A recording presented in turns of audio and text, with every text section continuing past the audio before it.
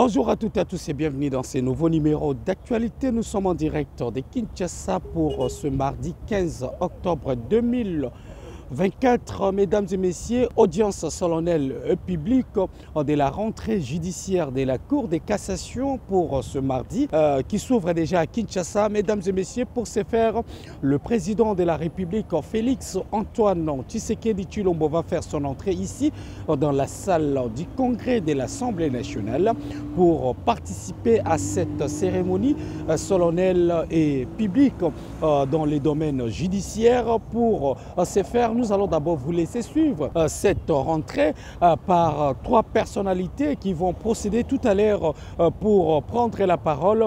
Il s'agira premièrement par le bâtonnier national Michel Chebel, mais également le procureur général près la Cour de cassation, Firmin Vondé. Et en troisième place, nous allons également suivre ces discours par le premier président de la Cour de cassation, M.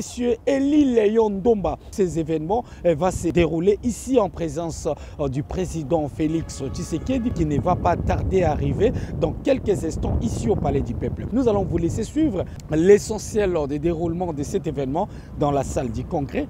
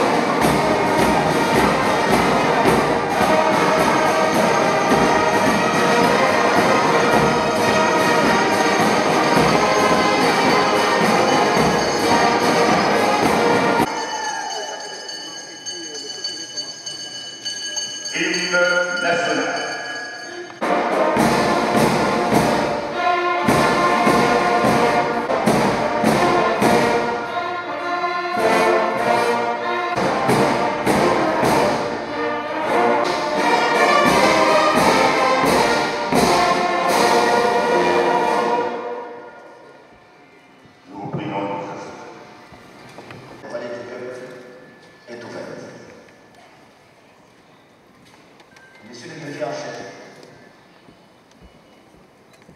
vous avez la parole pour lecture de l'extrait de sa rigueur, son professionnalisme et son engagement sont les garants du bon fonctionnement de l'institution judiciaire. Au-delà de cette présentation du greffier, force est de reconnaître que dans la pratique quotidienne du palais, nombreux sont les griefs attribués à son encontre. En effet, dans mon discours prononcé à l'occasion de la rentrée judiciaire de l'année passée, j'avais procédé à un état des lieux de l'administration de la justice, lequel révélait plusieurs antivaleurs, dont la corruption et les disciplines à charge des différents acteurs judiciaires. Relativement à la corruption à charge du greffier, j'avais dénoncé. Mesdames et messieurs, merci pour votre attention. Vous venez de suivre les déroulements de l'arrivée du président. Trois prises de parole par le procureur général près la Cour de cassation, mais également, mesdames et messieurs, par le premier président de la Cour de cassation et les bâtonniers nationaux. Nous allons maintenant, mesdames et messieurs, vous laisser suivre quelques réactions à l'issue de cette rentrée, cette audience solennelle et publique de la rentrée de la Cour de cassation pour l'exercice 2024-2025. Suivez quelques réactions. À l'issue, on va juste revenir. Il est prévu chaque 15 octobre la rentrée judiciaire de la Cour de cassation. Donc, au bout de 3 mois, donc le 15 août, la prochaine 15 octobre, la Cour de cassation est en ça, c'est tous les autres judiciaires sont pas judiciaires comme c'est prévu par la loi, parce qu'il y a l'ouverture des activités de cassation. C'est à cette occasion que vous avez suivi d'ailleurs le nom du partenaire national, sur le point, vous avez suivi, on a parlé sur les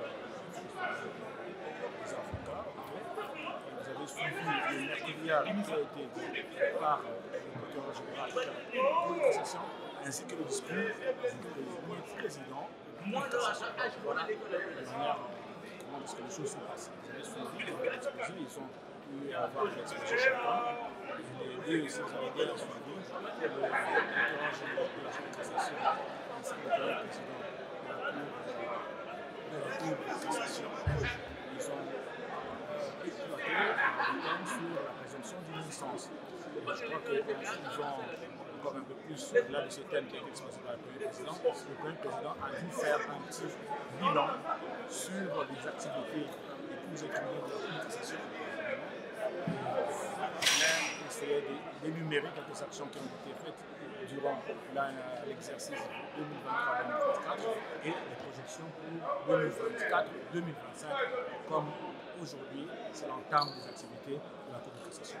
Donc, comme président responsable syndical, je peux dire un mot.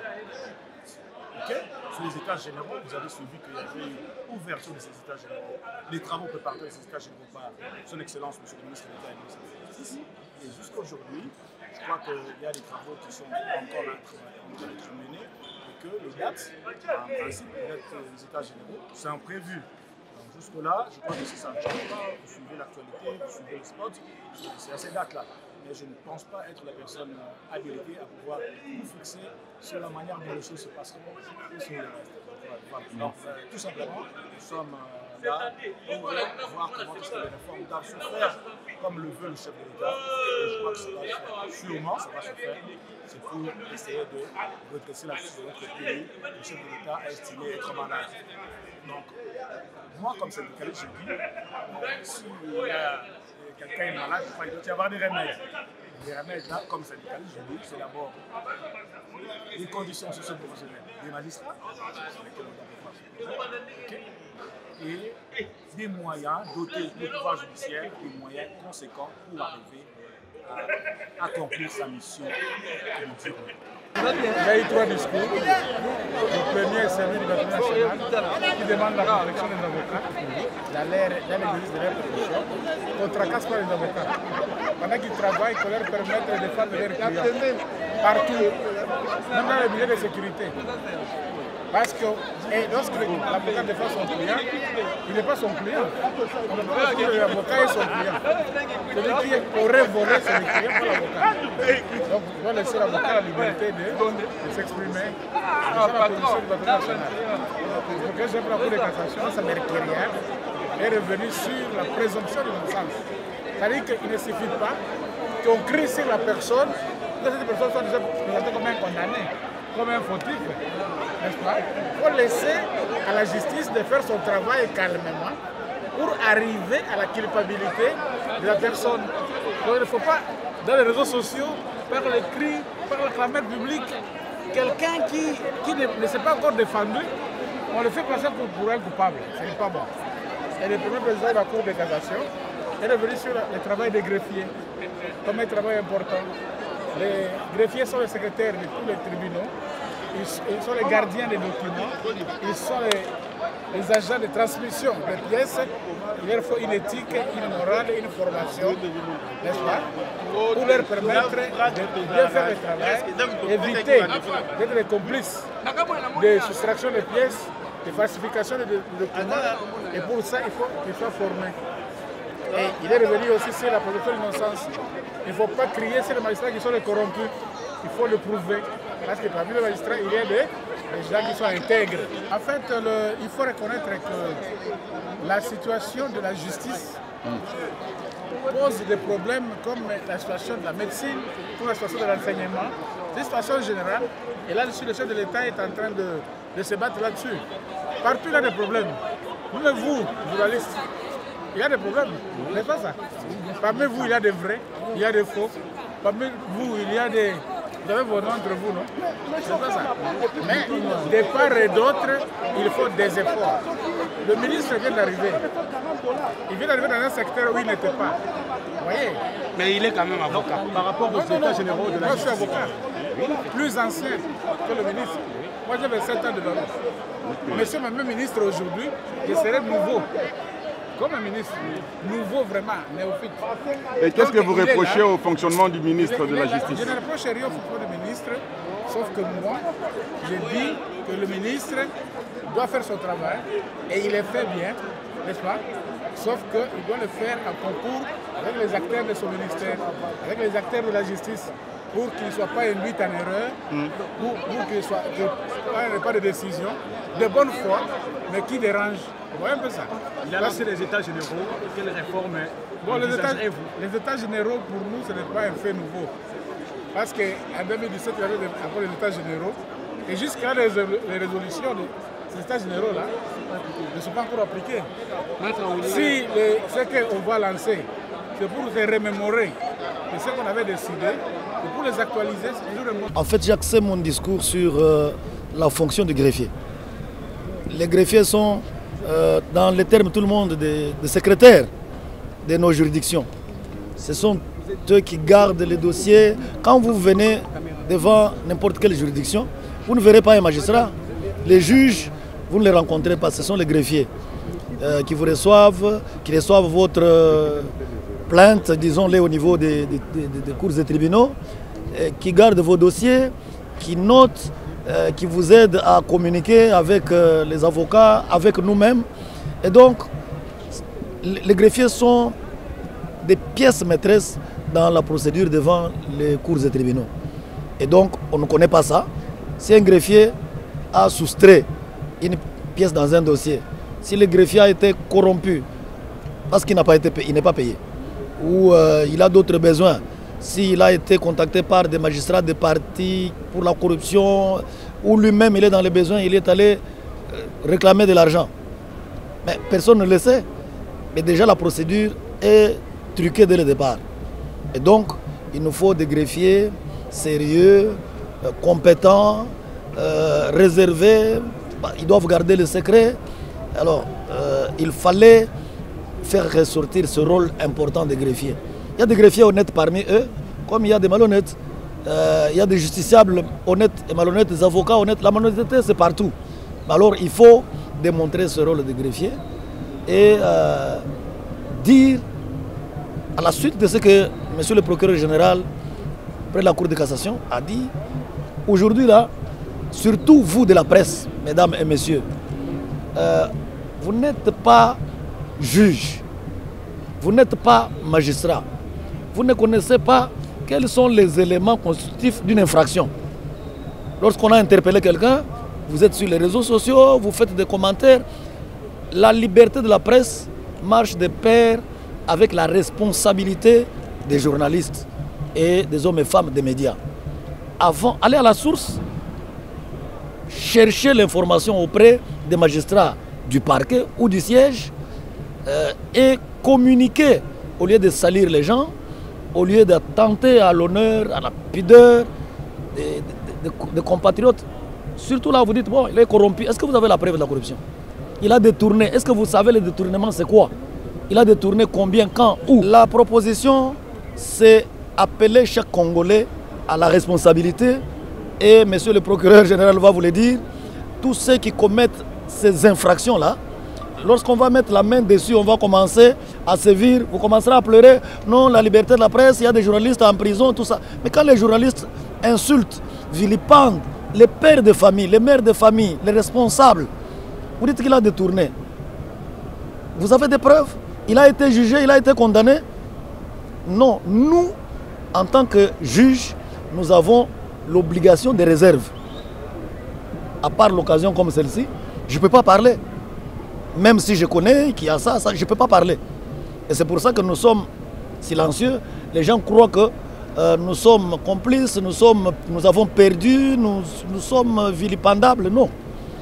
Nous respectons la loi et nous demandons à la presse de respecter la loi nous demandons à chaque Congolais de respecter la loi. Quand vous avez des preuves de corruption, de concussion, vous nous amenez, comme vous nous voyez là, chez lui, chez moi, amenez des preuves. Vous vous rendrez compte qu'on n'a pas besoin d'autres personnes pour nous secourir, nous aider à sanctionner. Nous sanctionnons parce que c'est pour ça que le chef de l'État, le magistrat suprême, nous a fait confiance en nous disant conduisez ce secteur-là. Et nous le conduisons quand il faut. Tout ce que nous avons dit là, c'est juste un petit rien sur ce qui a été fait. Et donc, nous ne pouvons pas nous mettre à crier tous les jours. Nous sanctionnons là où il faut sanctionner. Mais nous n'allons pas crier sur les toits, nous sanctionnons. Non. Nous le faisons, nous faisons notre travail et que chacun des Congolais fasse son travail parce que la justice élève une nation. Moi, je fais la mercuriale par rapport au président qui fait un discours. Moi, c'est un sujet scientifique que j'aborde. Le président, lui, a la latitude de faire un discours, de balayer ce qu'il a fait de son côté. Alors, le procureur général que je suis a parlé de la présomption d'innocence. On vient de vous le dire, la presse, surtout à travers les réseaux sociaux, dispose d'un tribunal très puissant qui pratiquement n'appelle aucune voie de recours. Alors que le tribunal réel, celui de la justice, est là, auprès de qui on devrait trouver toute la science. Combien de gens n'ont pas perdu leur dignité? Combien de gens n'ont pas perdu leur valeur? On crie sur eux. Combien de familles même ont été disloquées parce que tel mari a été déclaré sur les réseaux sociaux comme vivant avec une dame ou telle dame vice-versa. Vous rendez de l'ampleur du mal là où il est situé aujourd'hui. Alors, je voulais interpeller la conscience de tout un chacun pour qu'avant de lancer une information, surtout vous de la presse, prenez le temps d'aller à la source. Ou alors parler peut-être en termes au conditionnel, on comprendrait encore. La présomption d'innocence est un principe clé, comme je l'ai dit, fondamental, parce que constitutionnel et universel. Nous ici, on condamne, et puis quand la justice rend son travail, rend son verdict, non, la justice est corrompue. Je veux bien que quelque part il y a cette corruption que nous combattons, mais dans ces cas et la plupart des cas qui sont dans les réseaux sociaux, c'est devenu un endroit de rancune, où on prend un journaliste, on lui donne un peu d'argent, nous en avons des preuves, vous n'allez pas peut-être vous départir de ça, et balancer tel article, et après, voyez un peu, est-ce que vous avez la conscience tranquille à partir de ça? Et les commanditaires, et vous qui êtes commanditaires, non. Je crois que le thème d'aujourd'hui devra ramener tout le monde à prendre conscience que nous avons chacun une dignité, une famille, et que nous devons pouvoir nous comporter en responsables. Quant aux perspectives de l'avenir, la politique judiciaire, c'est la politique du chef de l'État. Qu'on ne vous trompe pas. Et j'ai dit, on est en train de bâtir pour la solidification d'une nation forte et non pas pour qu'un individu soit puissant. N'est-ce pas? Ça c'est clair, je l'ai dit, peut-être que vous n'avez pas bien perçu. Donc tout doit emmener à ce que l'État congolais soit formé de manière forte et non pas qu'on puisse former des individus forts. 3 prises de parole à s'actionner, une cérémonie solennelle dont le président Félix Tshisekedi a participé. Il s'agit en premier lieu le bâtonnier national Michel Chebel qui a pris la parole, a insisté sur le respect de la profession de l'avocat et en deuxième lieu le procureur général près la Cour de cassation a tablé sur les présomptions d'innocence dans la phase d'instruction où le premier président de la Cour de cassation a plaidé pour l'accompagnement et la valorisation par l'État du métier de greffier. Tel était l'essentiel de la rentrée judiciaire à présence de Félix Tshisekedi dans la salle du Congrès ce mardi. Cet exercice dans les domaines judiciaires met carrément fin à la récréation ou bien aux vacances dans les domaines judiciaires. Merci parce que vous étiez très nombreux à suivre les déroulements de cet événement ici en direct du Palais du Peuple. Restez connectés pour suivre plus d'actualités dans le groupe de votre média Top 243 News et www.top243news.com. Pour vous informer de l'essentiel de l'actualité en République démocratique du Congo, il vous suffit de vous abonner sur Top 243 News TV, également nous lire sur www.top243news.com. Au nom de toute la rédaction, nous vous remercions.